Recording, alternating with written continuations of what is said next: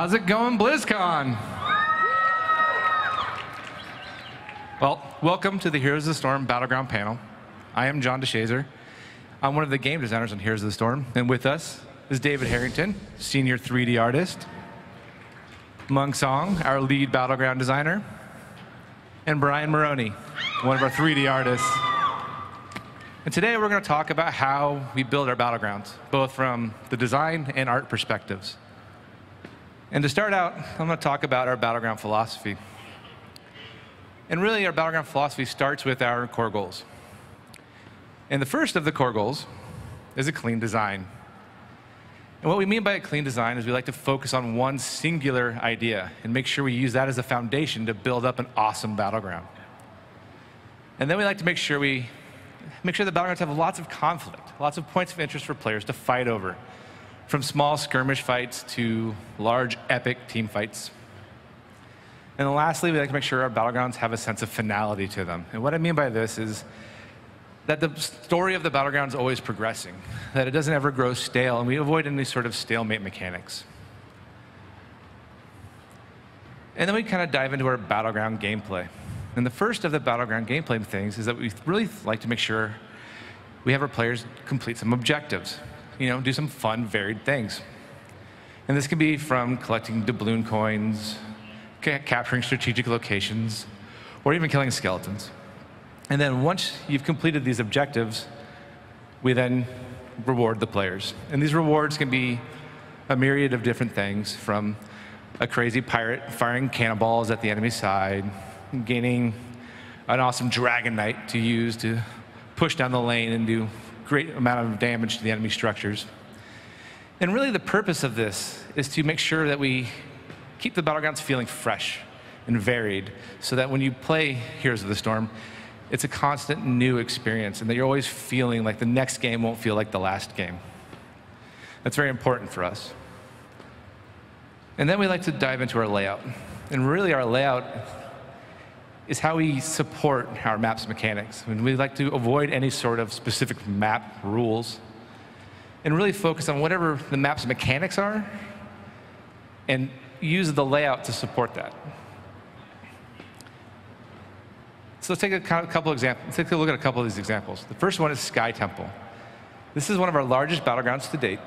And as you can see, there's 3 objectives that run down the middle of the Battleground. And these are what we call the temples. And these are really good at bringing our players together and having epic team fights. And we really like that experience, but we also want to have small skirmishes. So we made this Battleground very large, with long transitions between lanes. So when you're in the laning phase, or the phase to gather experience and push your lanes when the objectives aren't active, the bigger the Battleground, the more we see skirmishes. And so we made this one very large, since the objective automatically creates that team fight for us. Conversely, let's take a look at Tomb of the Spider Queen.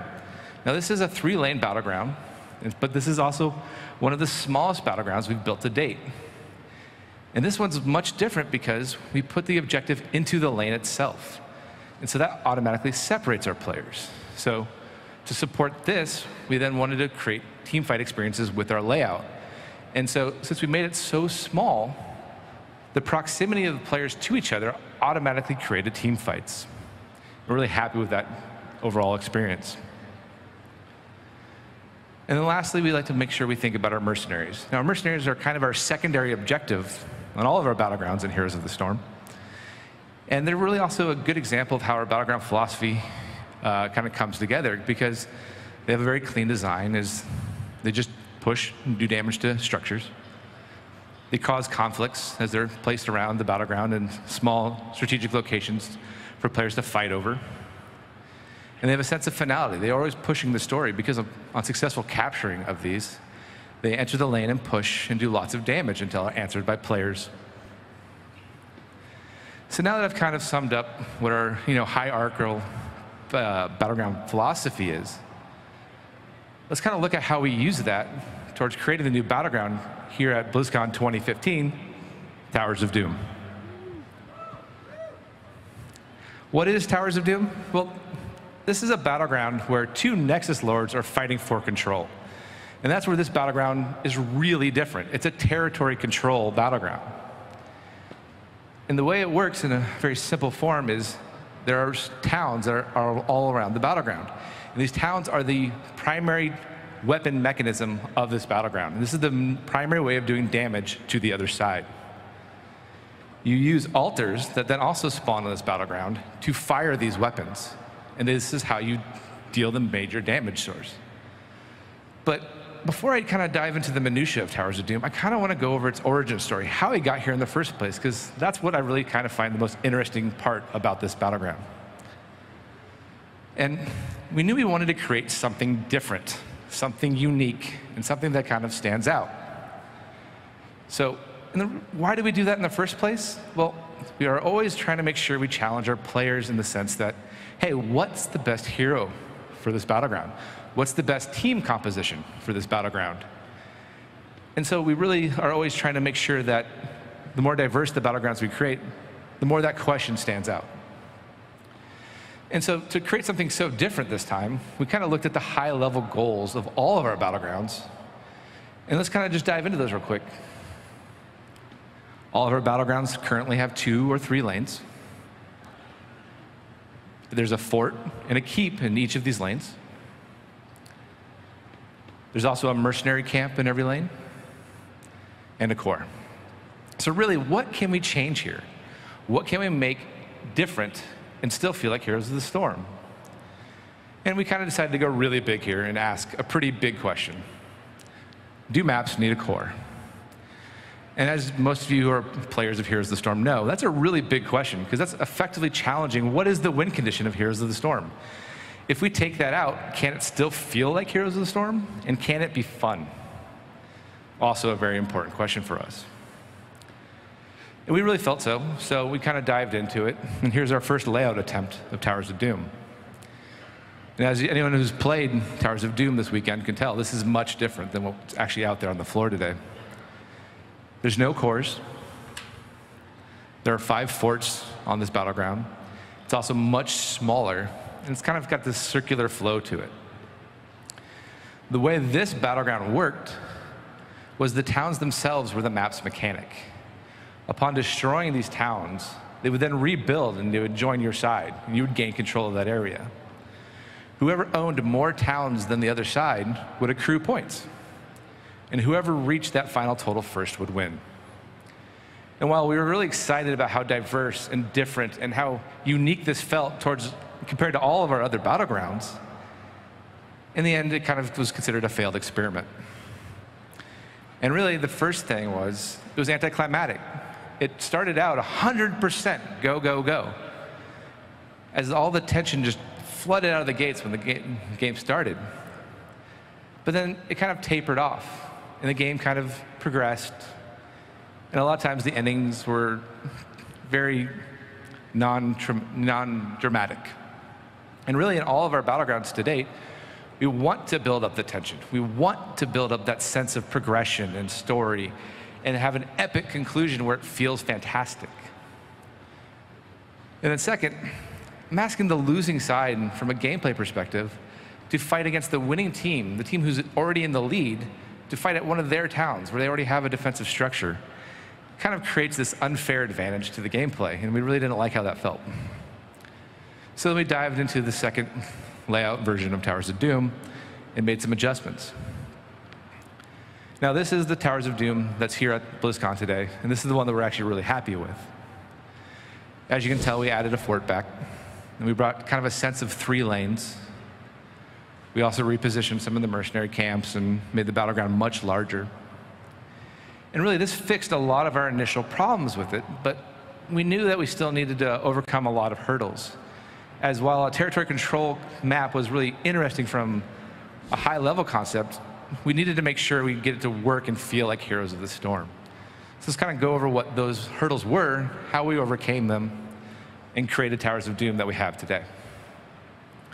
First one is our mercenary camps. Now we used our tried and true formula of siege giants and knights. Also, there was a grave golem on the battleground. And while this formula has never failed us in any of the other battlegrounds, there's a really unique problem here. Since you cannot have a fight at the core, you can't push to the core on this battleground, the mercenaries had nowhere to go. they started to circle around the map in what we would call a victory lap. And we actually created a battleground where there was a literal snowball. And it was extremely problematic. So we knew we needed to overcome that problem. And so we decided to create unique mercenaries. Now, the first unique mercenary we created was the Sapper Camp. And this camp replaced both our siege giants and our knights. And we were really happy with the way these guys ended up, because they kind of had this standard formula of you capture them, they enter the lane, they push. But once they got into close proximity of the enemy's structures, they would get really excited, charge at those buildings and explode, doing epic amounts of damage. And this kind of gave us what we were looking for, a mercenary camp that was still very meaningful to capture while removing itself from the battleground and removing that victory lap sensation that was so problematic. But then we needed to replace the Grave Golem. We needed to change the mechanic of a boss. So we then brought in the Headless Horseman from World of Warcraft. And we felt like this was a huge win for us because he fit in so many different ways. He was an automatic art hit where he fit into the battleground of a fall battleground that already had pumpkins being littered all over it. And then from a mechanic standpoint, I wanted something so visually different from a Grave Golem that you had the expectation that he'll do different stuff. And what we did with him is we didn't create a laning version. Upon defeating him and capturing his location, the cellar doors that are kind of obscured by his model in this picture will fly open and fire a volley at the enemy's side, doing a lot of damage, giving you a secondary way of doing damage on this battleground, which was kind of really good for us as we kind of like to add more dynamic ways to push the battleground forward. And then we brought a core back. Now, I know that seems sort of counter to our mission statement of what this battleground is, but let's kind of see why, right? We ended up challenging our initial question. Instead of it being, do battlegrounds need cores, really, we were hunting for, can we change its win condition? Can we make it feel really different on how you do the damage to the core? And the core did a lot of good things for us. We were looking for a sense of progression. As the point totals in the first battleground felt very lackluster, we knew we needed to kind of bring that epicness back into the battleground. So when you look at a core and it's taking a lot of damage and you see its health total and it's dropping, or yours is really healthy, you have a strong sense of where you are in the battleground, how well you're progressing. And that really gave us something that we were missing, and it was very meaningful for us. And then we also then added altars. And this is kind of fixing that second problem I talked about when I said the first battleground had some issues. These are placed on neutral territories, or neutral positions along the battleground. And I'm not asking you to fight in any sort of defensive structure. Instead, hey, this is where, if you want to stop them from firing those weapons, capture these altars. And really, the essence of Towers of Doom is gain control of the towns. These are your primary weapons. Capture these altars, and then release those weapons onto your opponent's core, giving us a hybrid territory control battleground that we're very happy with today. Now, while I've kind of talked about our battleground philosophy and then how we used it towards creating Towers of Doom, there's still one more element missing, and that is how we created the art for Towers of Doom. And David Harrington's going to go over that into heavy detail after this amazing video.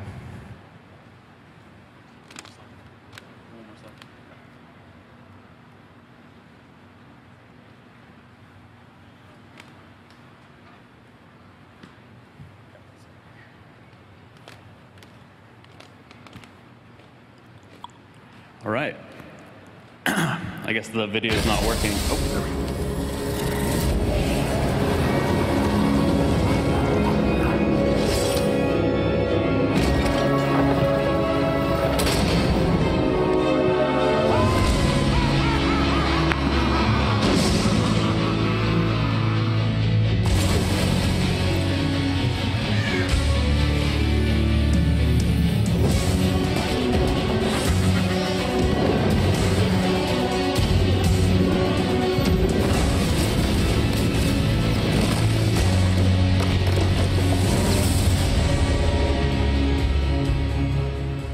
All right.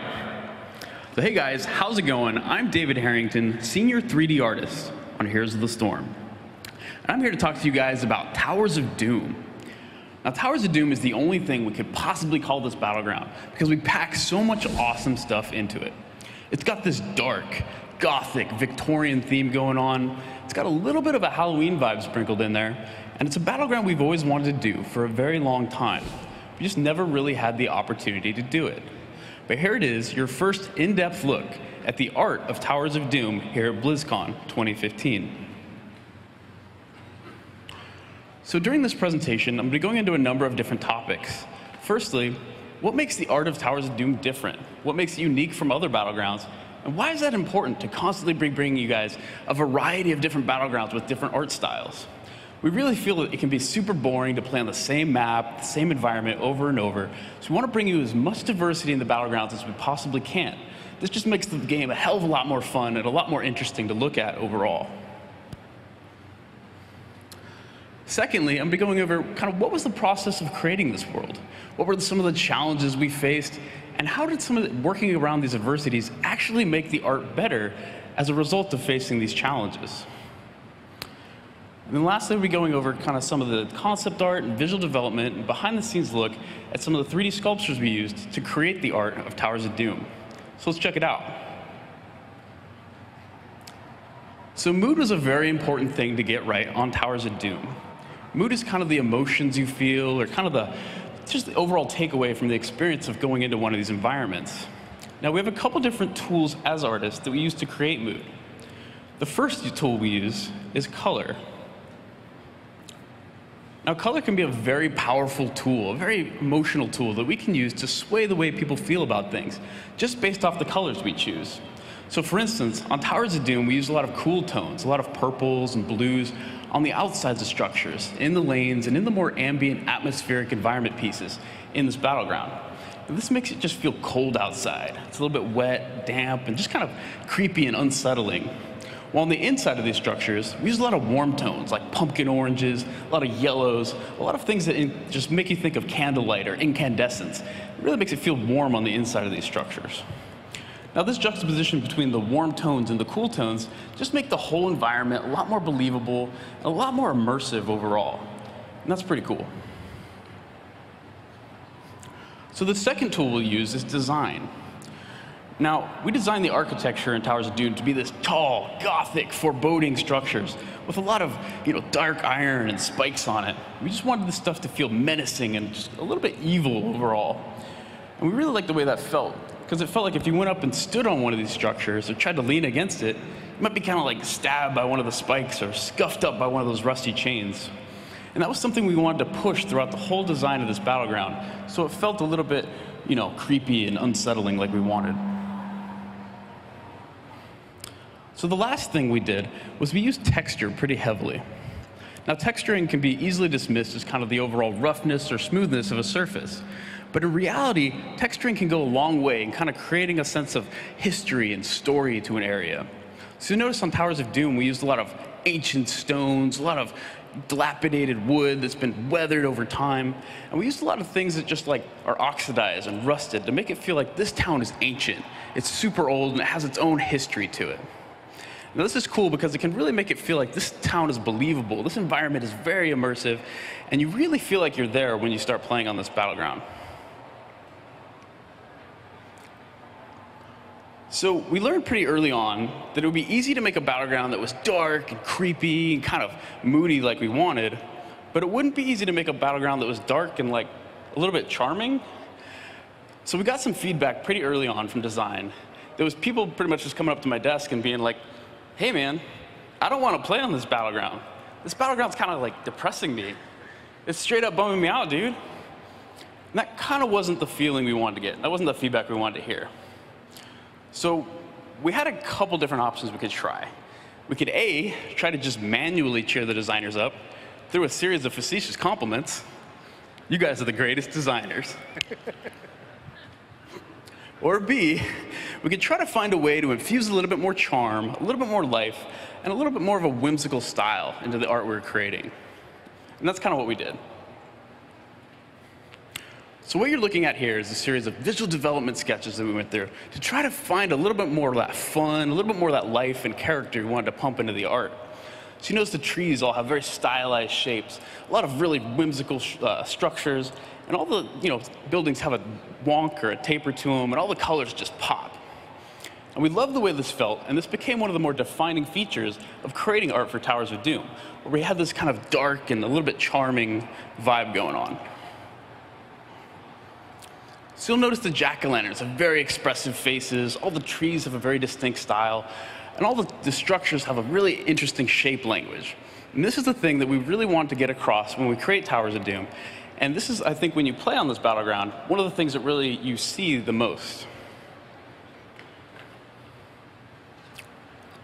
So the bell towers are a very important structure on Towers of Doom. They're the main weapon that you use to attack the enemy core. And also, they're not entirely destructible. So when you go to destroy one of these towers, it will explode, but it'll actually be reformed into your team's allegiance. Now this left us with a pretty puzzling challenge on the art side. How do you display something that can still attack the enemy core, but doesn't exist yet? And that led us to the idea of the ghost tower. So the ghost tower is the idea that this tower is destroyed, but it's being reformed into your team's allegiance. Now it can still attack the enemy core while it's in this ghost form. It can't attack enemy units or heroes until it's been completely reformed into a fully functional, fleshed out bell tower. Once it is, it can start attacking enemy units and heroes, and it's ready to rock. Now we love the way this felt because it really tied in with the story and the theme of the battleground really well. And it really played against those structures really interestingly. So each of the 6 towns on Towers of Doom has a very unique character to it and a very unique style. And we thought it'd be interesting to play that up on the art side with these large objective structures.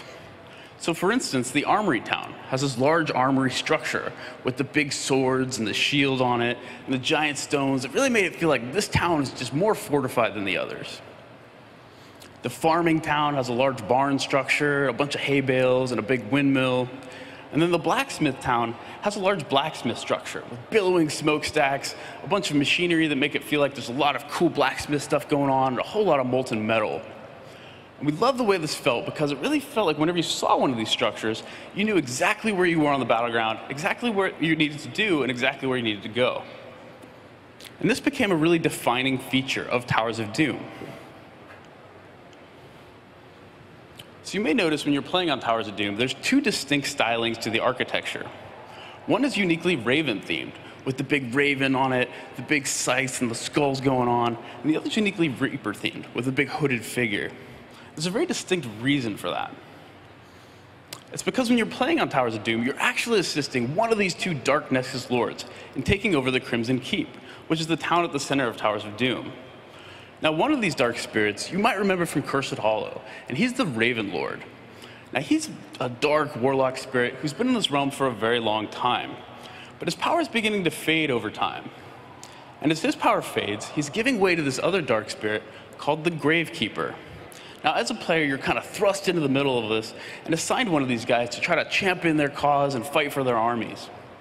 Now, that's pretty interesting because this is a battleground where both of these spirits are actually empowering your forces, and they're actually making your armies become stronger, and they're upgrading your towns at a certain point. And this became something that we really loved about Towers of Doom, and it's really one of the defining features of the map. So that's pretty much going to do it for the in-depth look we're going to do at the story and art of Towers of Doom. Now, we had an absolute blast making this battleground. It's one of our favorites, and I really hope you guys enjoy it. If you get a chance today, definitely check it out and send us feedback. We love hearing from you guys. We love hearing from the community, and your feedback is absolutely essential to our development process.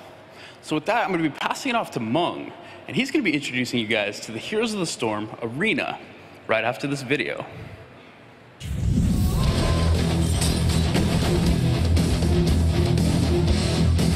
Right.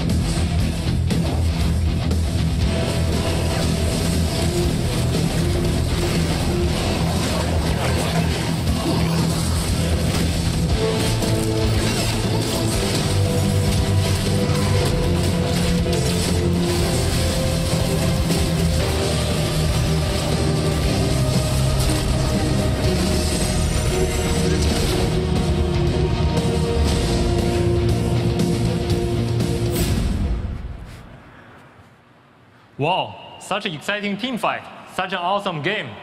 Hello everybody, my name is Meng Song. I'm the lead battleground designer on Hero Storm team. What you just saw in the video is a new game mode we are working on. We call it Arena. In this BlizzCon, we have 2 Arena battlegrounds to show you. In the future, we will do many more things with Arena. But today, in this panel, I will focus more on the specific battleground that you can already play right now. Heroes is always evolving. We are always finding new ways to make this game challenging and fun for our players. We have many great ideas about Battleground. Some of them are very different from anything we had done before. Actually, they are so different that we don't feel they fit in our quick match or ranked play mode. We need a place for this idea to live, a place we are not restricted by the current game meta. That's why we decided to create this new game mode. So what is Arena? Arena is a set of battleground featuring random hero selection. It focuses on fast-paced, intense action around a single objective with unique winning conditions. It's something quick and easy for players to jump into, but it requires great adaptation and flexibility to truly master. While working on Arena mode, we have the following goals in mind.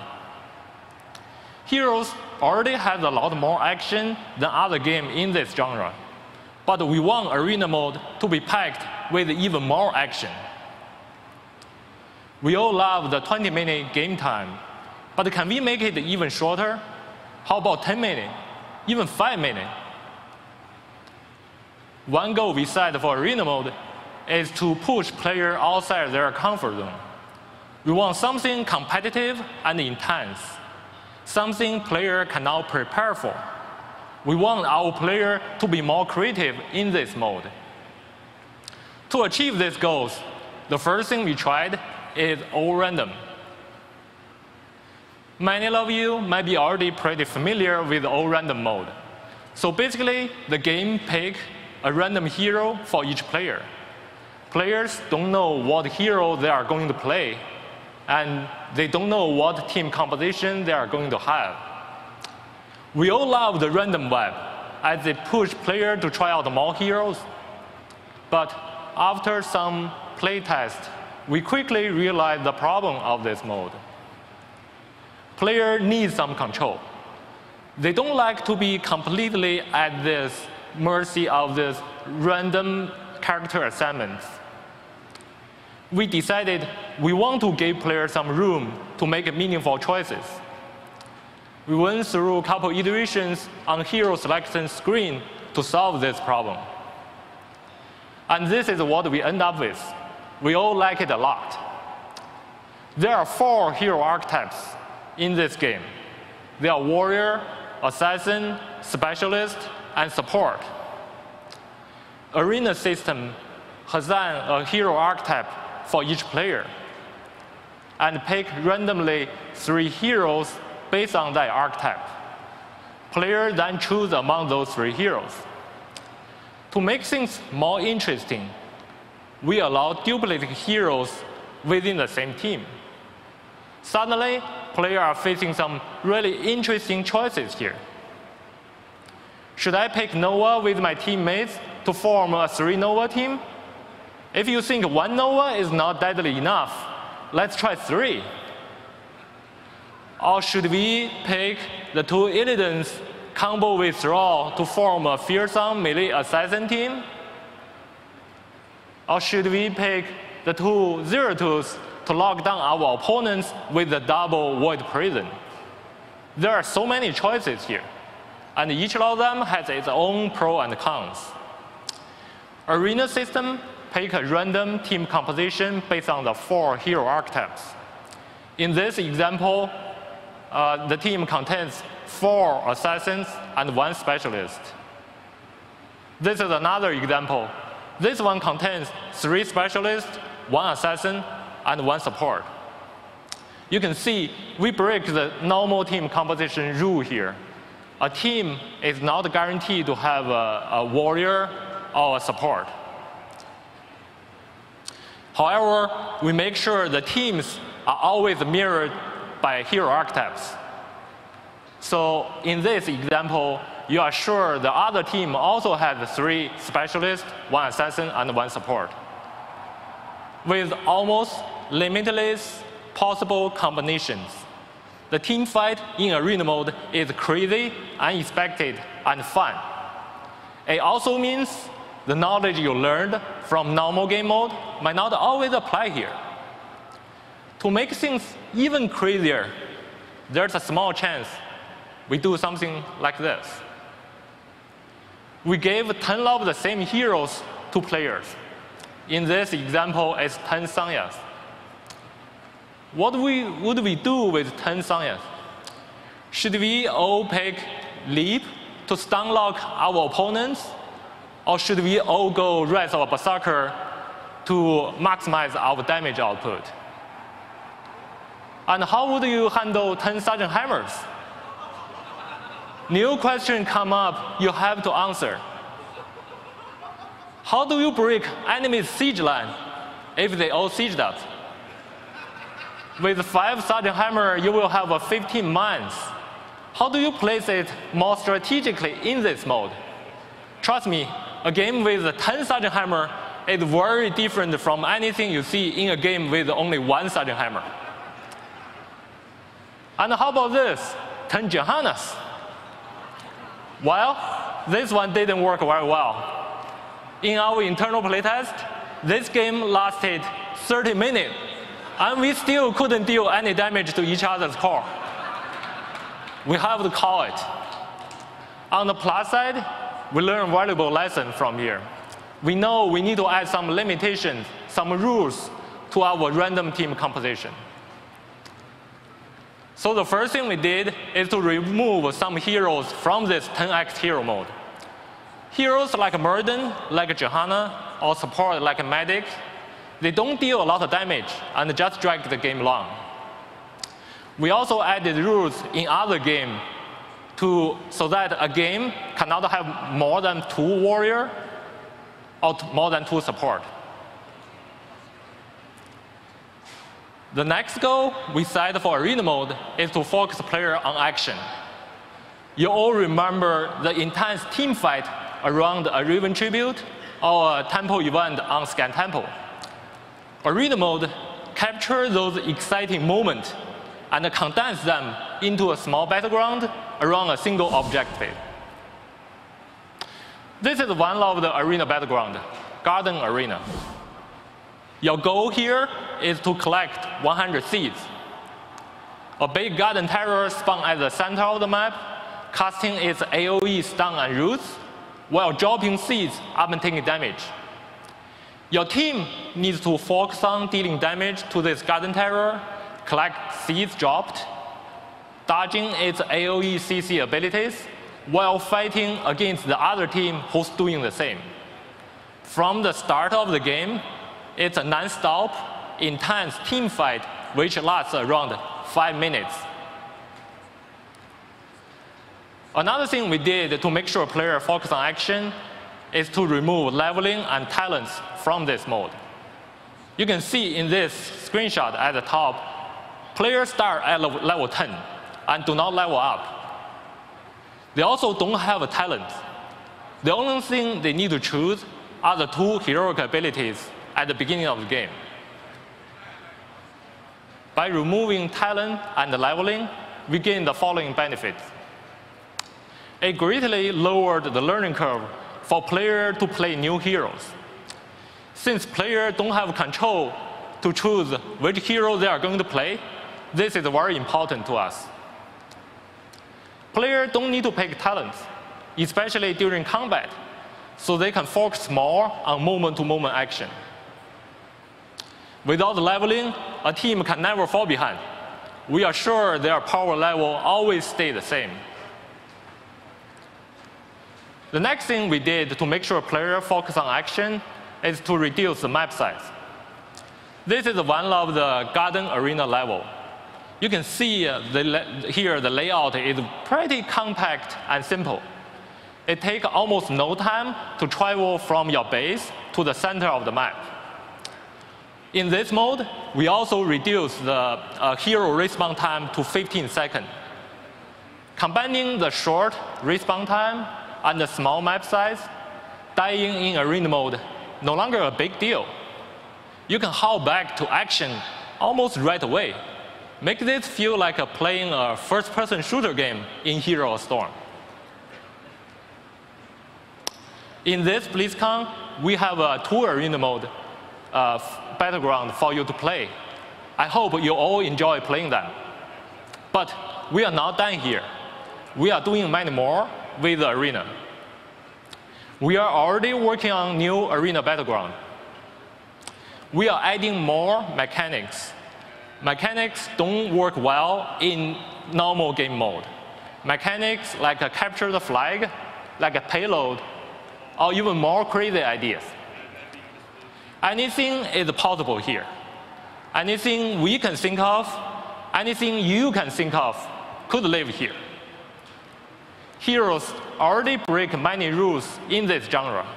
We are not afraid to break even more rules. In the end, our goal is to make this mode fresh and fun for all of our players.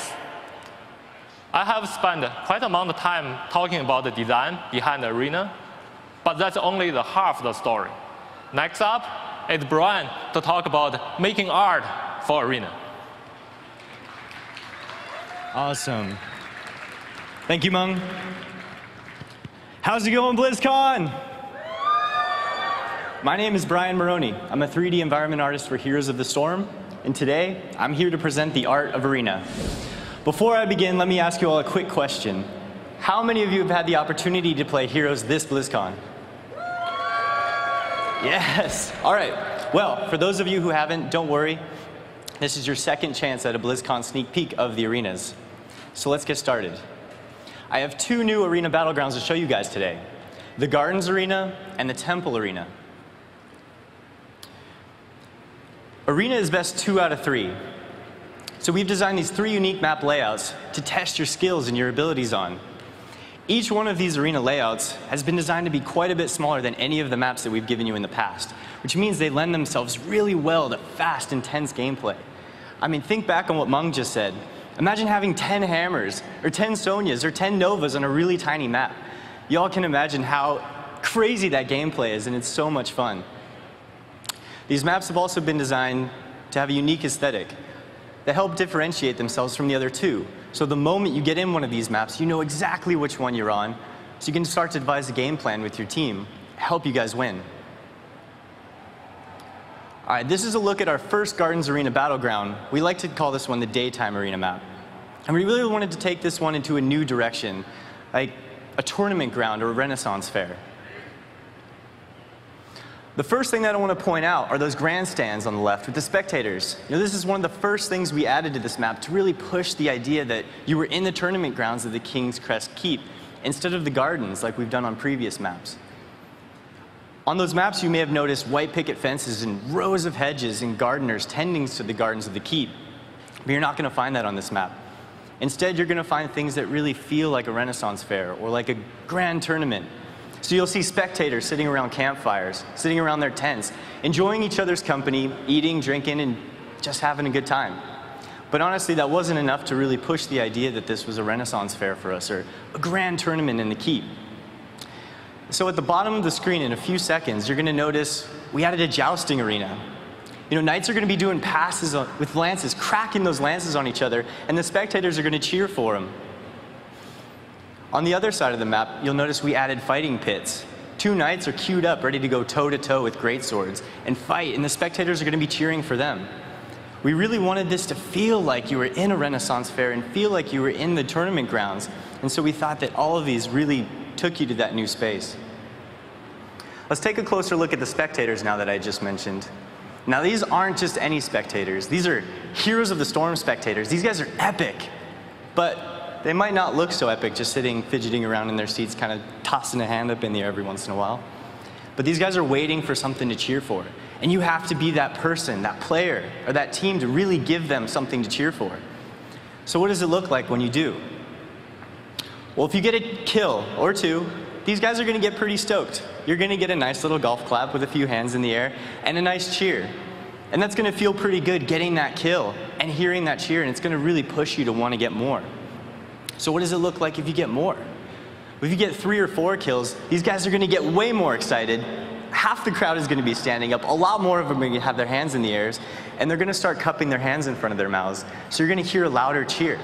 And that's going to feel pretty epic. And you're going to be like, well, I don't want to stop at 3 or 4. I want to get that team wipe, that multi-kill. So what does it look like when you get the multi-kill? Well, every single one of these spectators, is going to be standing out of their seat now with their hands in the air and their hands cupped in front of their mouths. So you're going to get the loudest cheer possible out of these guys. And hearing that is really going to push you. And let me be the first to say that it feels pretty awesome being that player or that team and thinking, damn, that was me, I did that. Or we did that as a team, and we got those kills, and you're hearing the spectators cheer for you. It's such an adrenaline-filled experience. It's awesome. But we didn't want to stop there. We added one more really awesome thing to these guys, and I'm really excited to show you. And that's the wave. I can't remember going to a baseball game as a kid, with my family, Angels Stadium, and not seeing the wave go around 16 or 17 times. And it's so much fun to be a part of, and we had so much fun creating this, we felt like we really had to give it to you guys. But that's really all I'm going to tell you about the wave. It's going to be up to you guys to figure out how to do it. Nudge, nudge, wink, wink, Easter egg.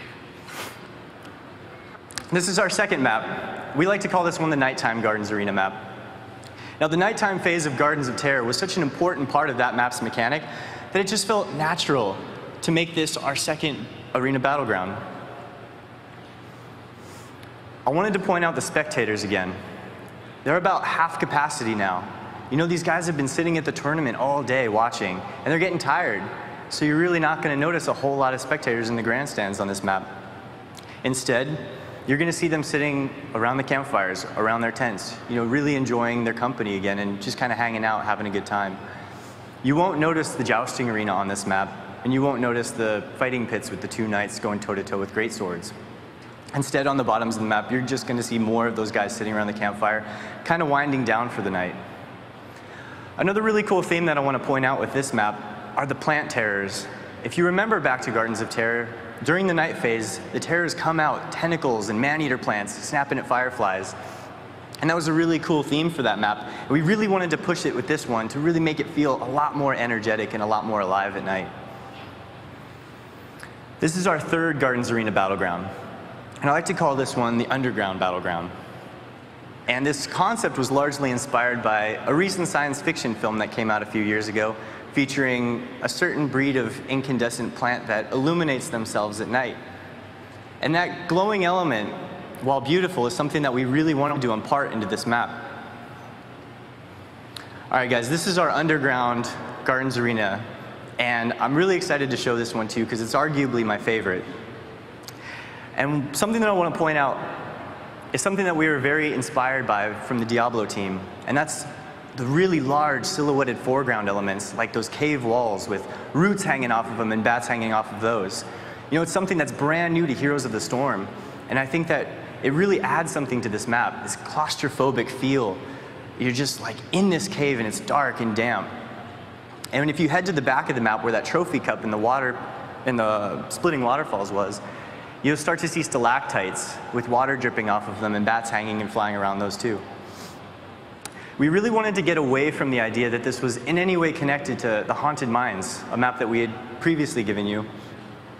We didn't want that man-made cave feel. We really wanted to push it to a new place. So we yanked all those things out, the train tracks, the wooden beams and the steel beams. Instead, we replaced those with the underground rivers and the pools that you're seeing up at the top of the map near the cup. And we really thought, wow, this is beautiful. And we're transporting you to a place that we've never seen or taken you to before. And I thought that was really awesome. Now, I could probably talk about this map for another 30 or 45 minutes, but I'm going to move on to the temple arenas now. And these are our 3 temple arena maps. Starting with the top left, we have the Bazaar Arena map.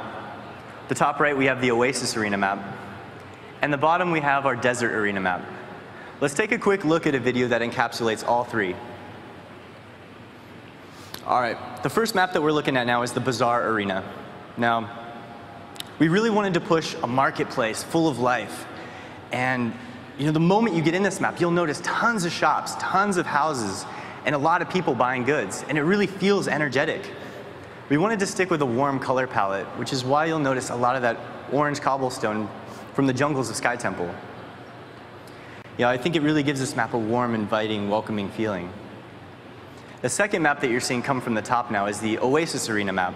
And we wanted to push a similar theme and a similar story, that theme of life, but in a more natural sense. And so instead of seeing houses and shops and civilians, you're going to see large clusters of palm trees and tons of grass and tons of bushes. And what's interesting about this map is, as soon as you get in there, it doesn't feel like you're laning at all on these roads. It feels like you're in this dense jungle, and it's a really awesome feeling. Kind of like, reminds me of World of Warcraft a little bit. This is also the only temple arena map that utilizes the aqueduct system that lines the top of the map. And I think it kind of goes well with the plants. It feeds into the ground and feeds into the plants a little bit. Now, the map that you're seeing come from the top now is our desert arena map. And our design philosophy for this map kind of flipped 180. We really didn't want a whole lot of life. So instead, you'll see plants and you'll see some birds and scarabs getting around, but largely, the life will come from the spectators watching from the grandstands. And honestly, what we're left with is this kind of desolate sands vibe. But don't get me wrong, this map is still a lot of fun to play on, and it's still very energetic. That's about going to wrap up our in-depth look at the arena maps. I've had an awesome time showing you these videos and telling you a few stories about our development process. Just thank you guys so much for being here. I really hope you all enjoy playing these maps as much as we've enjoyed making them for you. Thank you guys for being here. Whether you're here with us at BlizzCon 2015 or you're watching from home, we really appreciate it. Thank you guys. I'd like to take this moment to open up the panel for some Q&A.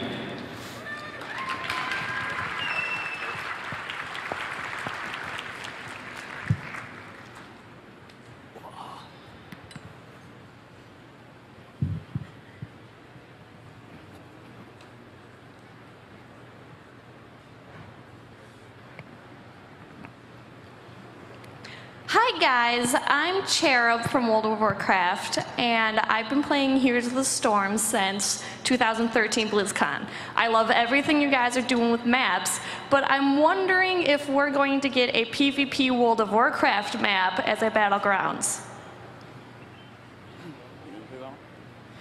Absolutely. It's really just more of a matter of time. We intend, this is our first year releasing Heroes of the Storm. And I think we're intending to release lots of content for many years to come.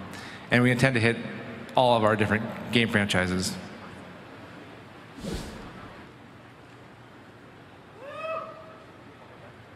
Hello, Belftru for the win on Twitter. And as a follow-up question to her, I would like to suggest old school Alterac Valley as a new battleground for Heroes of the Storm. That's a very cool idea. We definitely want to explore more things like that. Yeah, we'll take that and discuss more.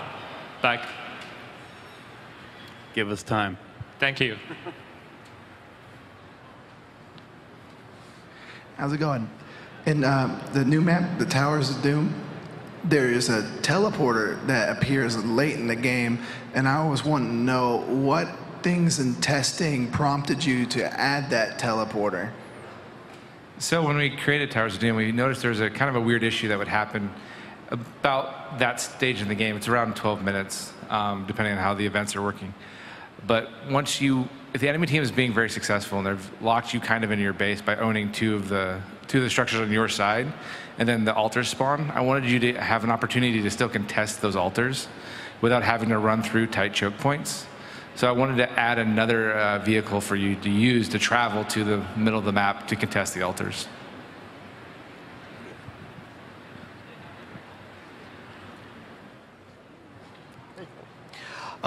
When I think Johanna came out at the same time, I was playing Diablo 3, but there was the Eternal BattleGrounds map came out, and it was really exciting because it was this tie-in with Diablo. Will there be any additional maps that kind of tie into the other franchises? Like, I'd be really excited to see a StarCraft-themed map released kind of around Legacy of the Void. Yeah, we intend to release all maps for all franchises eventually. And basically, we're just looking for, it takes a little bit of time to develop them. Every franchise, we take it a little slower just because we want to make sure we hit all the expectations our players have for those battlegrounds. So I would always just look for the future. This is the first year for us, and we will just keep producing more.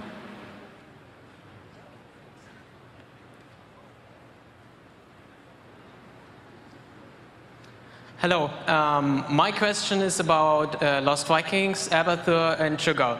How are they gonna be picked in Arena? Currently, we allow Lost Viking, but Cho'Gall is disabled. We are still trying to figure out how. Yes, it's a hard problem for us to solve.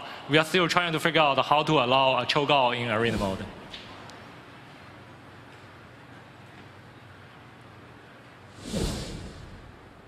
Hi. I was just wondering, are you guys planning on adding any more major Warcraft characters? Maybe Archmage Khadgar? Anyone particular like that? Sure, that's a more question for hero designer, but I'm pretty sure they are pretty excited about that idea. They must be like thinking about it, and they have a lot of new hero planned already. I think that must be one of them.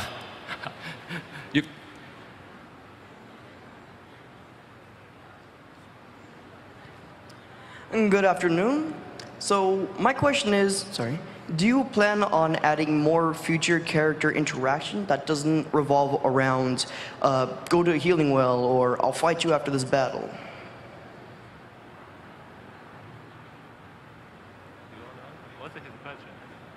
I'm sorry, could you ask that again? I guess I missed part of that.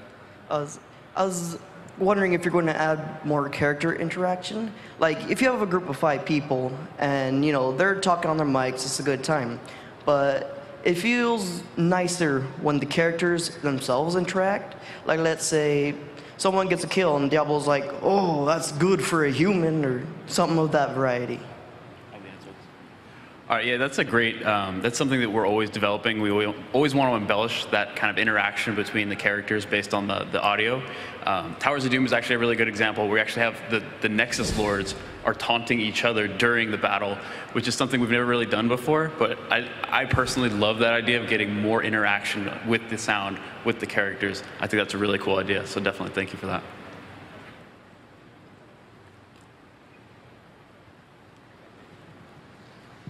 Hi guys, my name is Jaime Chica. I come from South America, and Heroes of Storm has been hitting every MOBA out there. So everybody is playing and trying to get tournaments, and everybody really likes Heroes of Storm. My questions to you guys is, will you guys be able to do a Latin American theme on the arenas? Something new, something really flavor like Dia de los Muertos or something like that. Yeah, honestly, I love that suggestion. That's such an awesome idea. I think we'll definitely take that feedback back to the team and talk about it, and maybe you'll see something like that come up in the future. Thank you, man.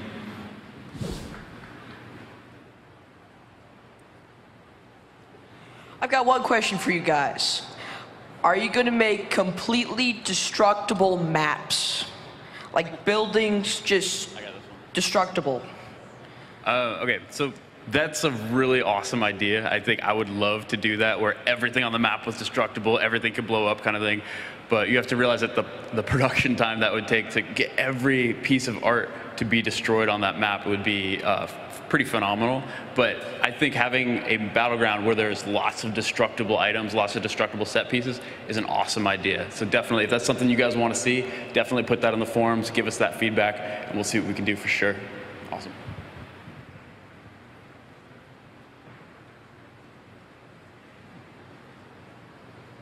I'm a support heavy main. I just got done playing the demo. I didn't play none of the new champions because I'm just a heavy support main. But I wanted to ask, are you going to add more supports later in the future? Like maybe more StarCraft? This is more for the a question for the hero designer. I don't have a detail about the answer for this question, but I can definitely take this back to our hero designer, like give them this advice so that they will definitely take it well. We will get back to discuss it. Thank you.